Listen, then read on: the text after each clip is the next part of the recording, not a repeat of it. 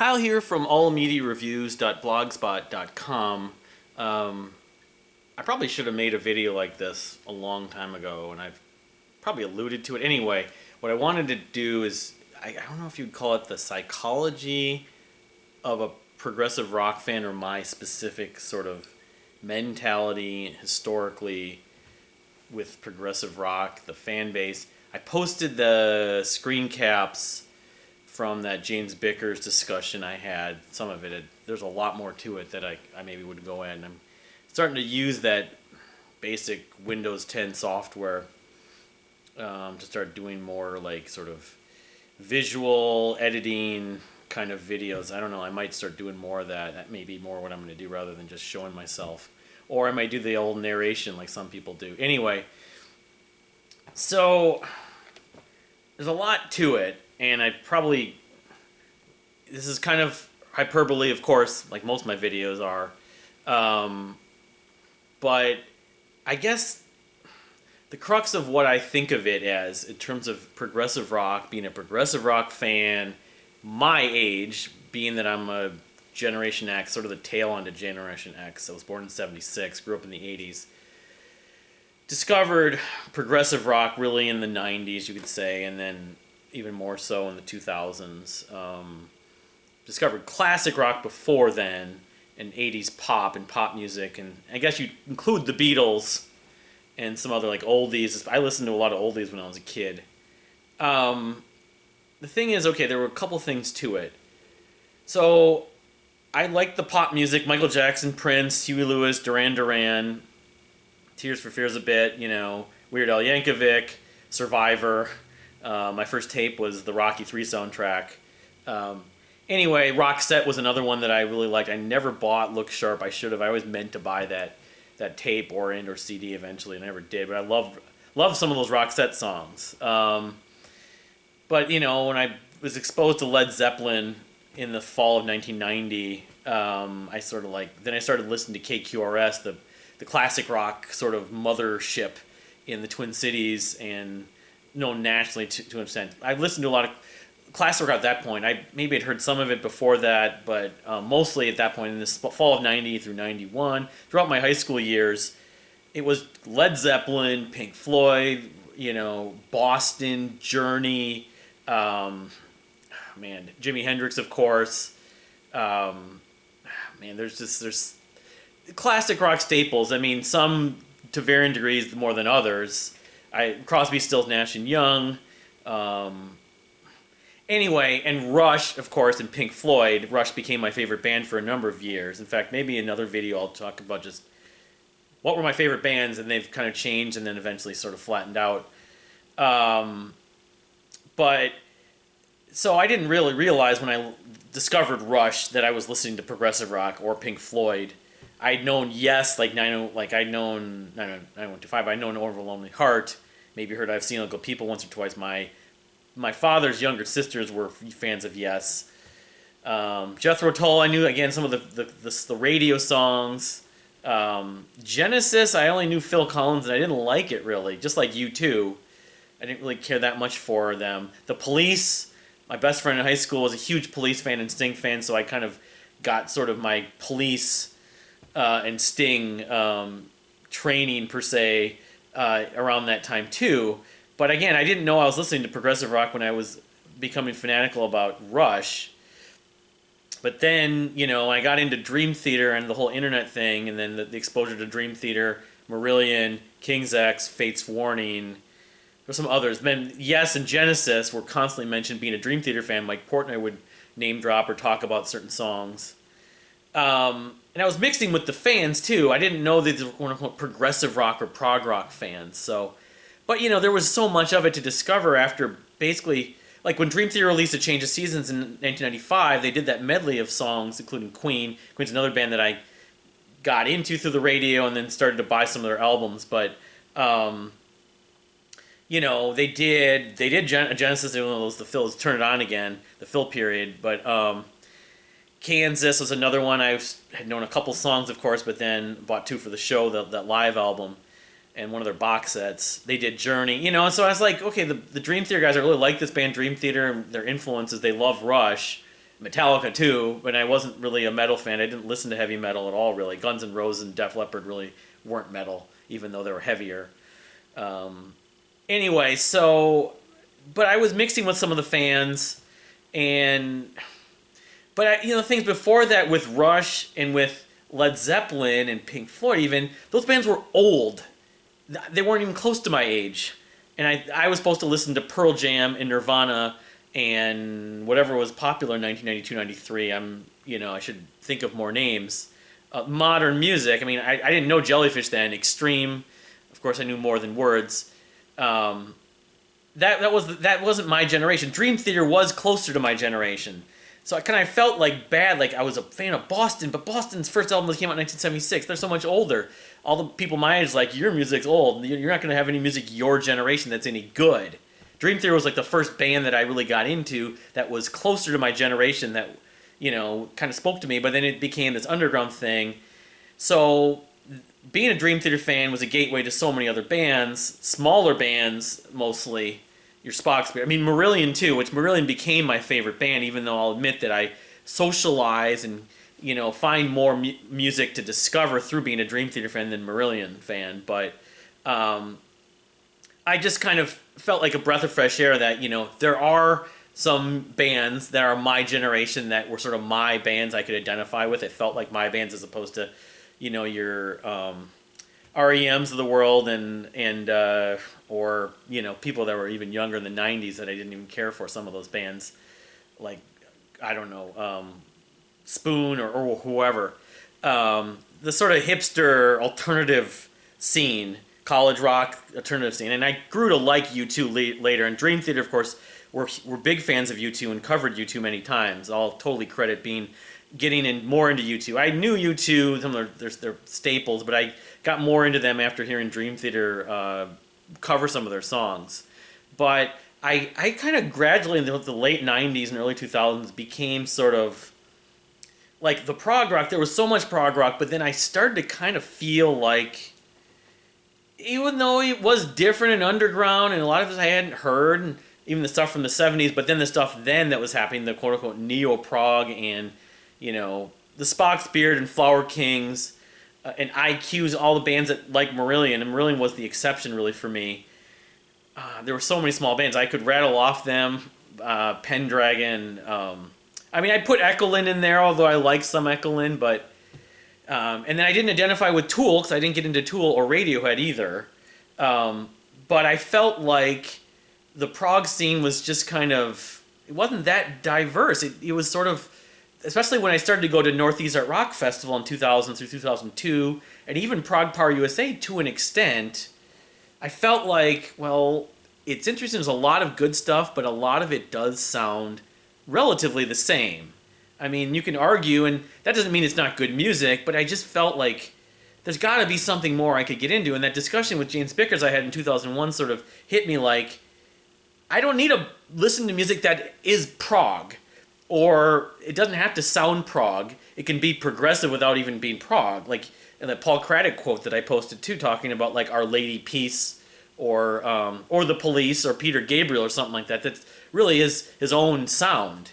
So that was sort of one mentality. Getting into Kevin Gilbert and even Jeff Buckley to an extent where they don't sound exactly like Yes or Genesis. Some of Kevin's stuff does, but his later stuff does not. But it sort of has the sort of ethos and mentality, the psychological and the approach to writing music and making art, to make it art for art's sake versus trying to sell records and make money. And I also discovered that amongst them you could still have music that sounded like music from the past, but the songwriting is so strong. It kind of didn't matter that much. I mean, I loved the first couple Transatlantic albums. I'm not going to talk that much right now about the ones that have come since because I'm not that into it, but I still loved a lot of the Spock's Beard albums with Neil. In fact, Neil Moore's Spock's Beard albums, I love all of them.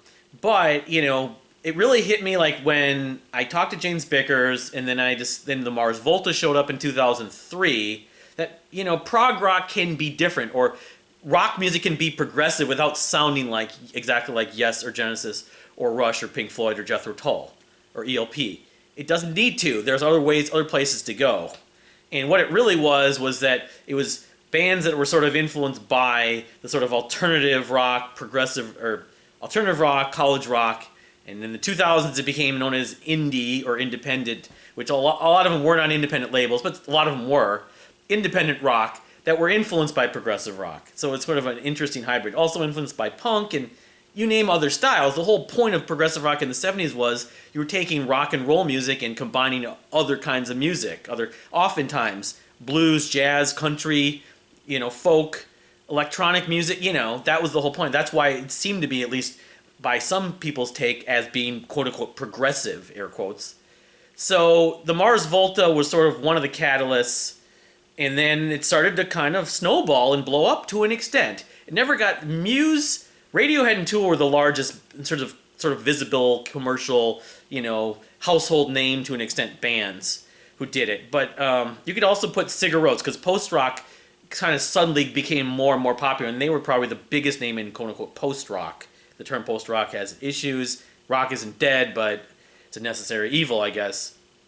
But, I kind of felt like this is really speaking to me a lot more, and it just so happened it also coincided with a lot of that stuff coming out. And a lot of it I discovered years later that I, didn't know was coming out around the early to mid 2000s. And in the late 2000s into the 2010s. So, but socially it's like some of it's acceptable and some of it isn't. Like Steven Wilson, Porcupine Tree, kind of bridged into that, being a huge fan of the band Dredge, and they're socialized with their fan base. A lot of them really like Porcupine Tree. And it makes sense musically that the styles combine a lot of similar influences. So that's the thing about being, and I feel like I'm in no man's land when you kind of socialize with hardcore prog rock fans. Although, as much as I don't love this site, the Prog Archive site started to incorporate a lot of these bands. Caddisfly's on there, Anathel's on there, Dredge is on there, I believe. I think Muse is even on there. So, but there's definitely a large demographic of people that love progressive rock, love modern progressive rock or neo-prog, Marillion fans, Spock's Beard fans, Transatlantic fans, Dream Theater fans even, that don't really like much. They might like one or two bands. They might like Coheed and Cambria. They might like Muse, but they don't even know who these bands are, or they don't necessarily like it. They don't consider it prog, really. They don't call Dredge prog. And Dredge themselves, the band members, and a lot of the fans almost don't really call them prog exactly. They call them, one description was audio scenery, or art rock, which the whole synonymous comparisons, it's all semantics really. What's art rock? What's progressive rock? What's prog rock? What are the differences? I would pay good money if someone could come up with a large majority opinion what actually is the definitive difference. Because you could say anything is art rock because it's art. Anything that involves artwork, Cloud Cult, I would call art rock, but in the same sense, they're progressive in the sense they were very experimental. But they literally use art because they make paintings of artwork at their concerts. So does the Red Paintings, hence the name, the band Red Paintings. So it's all become sort of a genre-fied, debate or, opinions. It's all opinions. It's music if you like music. We once had that thing, well, it's good music. It's all I really care about. Which, some of these bands that sound a lot like other bands, I even like Wolfmother. Some of the songs are really good. They don't sound very original, but they're good. Well-written, memorable, catchy songs. I love a pop hook, when it's done well. So that's kind of, the gist of my frustration, my mentality, but a lot of people haven't adopted it, or a lot of people that do aren't passionate about it. Because then you have people that love some of this stuff, that love one or two bands like Coheed and Cambria, or Dredge, or Muse, or, The Reign of Kindo, that aren't really that versed in stuff like Camel and Vandergraaf Generator and Mike Oldfield.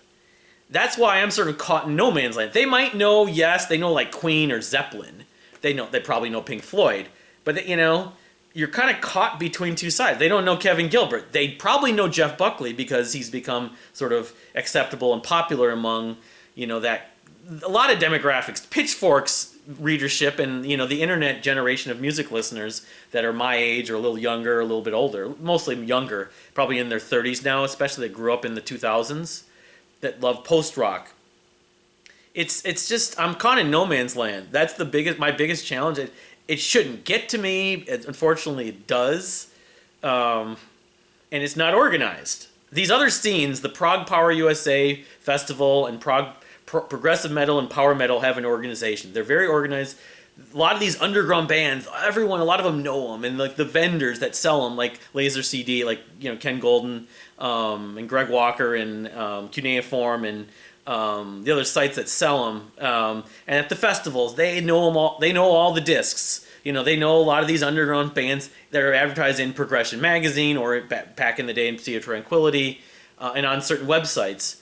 And it kind of goes along with some of these other scenes, being kind of mixing with some of the people that like read the Pitchfork stuff. And locally in Minnesota, it's Minnesota Public Radio, The Current. None of those people have ever heard of Spock's Beard. But of course, they know the Decemberists. They know Kimbra. So, and they probably know the Mars Volta because the Mars Volta got well known enough. They know Tool. They know Radiohead.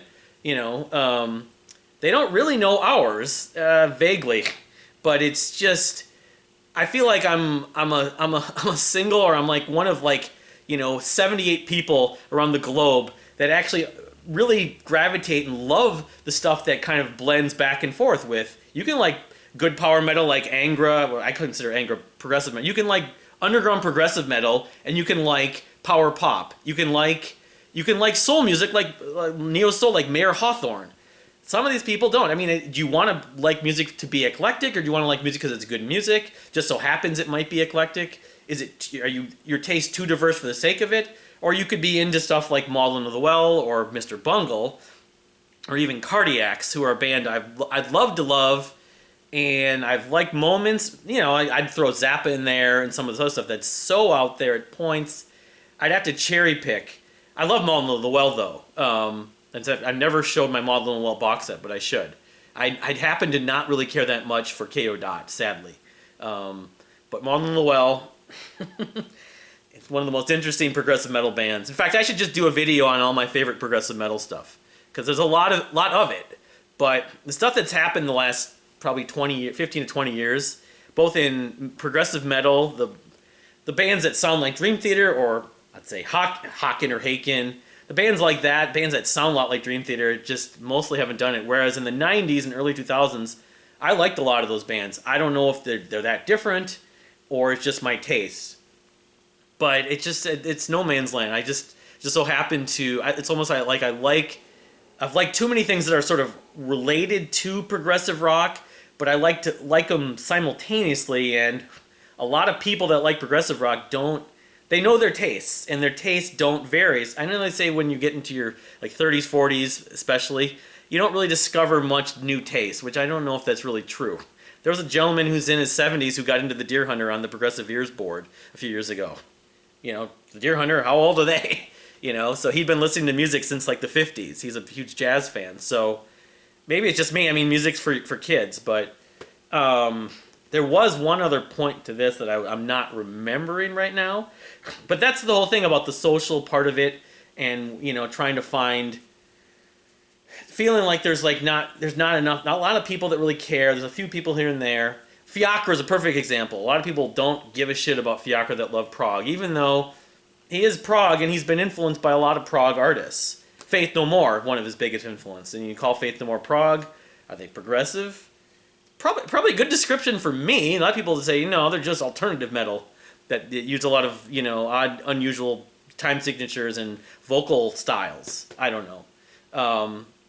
I think Fiacre is the most interesting, potentially, artist to come along since Kevin Gilbert. Granted, his output has been next to none the last 6 or 7 years, but that first EP, Thought Steps, is genius to me. And all those different styles he incorporates and is able to write songs, and he even includes hip-hop or rap. So that's kind of my rant. But yeah, I think there's a different series I might start up if I can make more videos like this. Maybe progressive metal, if I could come up with... I might just make them in series, because trying to gather all my music together to show is not easy. Progressive metal, the sort of bands that are, should be bigger that aren't, like Pepe Deluxe, and some other stuff that, if I have the time and the ability to make the videos, and I might start to make more edited, non-verbal videos, because that actually didn't take me that long to do today, and that was interesting to do. I've never really spent much time doing the editing stuff on just simple software. So, but thank you for watching. If you haven't subscribed, you definitely want to subscribe. Give me, I don't know if I want to ask the question, do you feel like you're sort of in no man's land? Or what bands do you love that you find that certain fan bases don't necessarily like? Because I've had just a long history of like loving certain bands like House of Fools or even Ben Sinister. Nobody else really voices their interests on a lot of the social media about. So you feel like they're their only fan, but it's just silly. It's like, well, then I should be living in a parallel dimension, like I said dozens of times in my old live journal and in the blog. So, but thank you for watching. See you next time.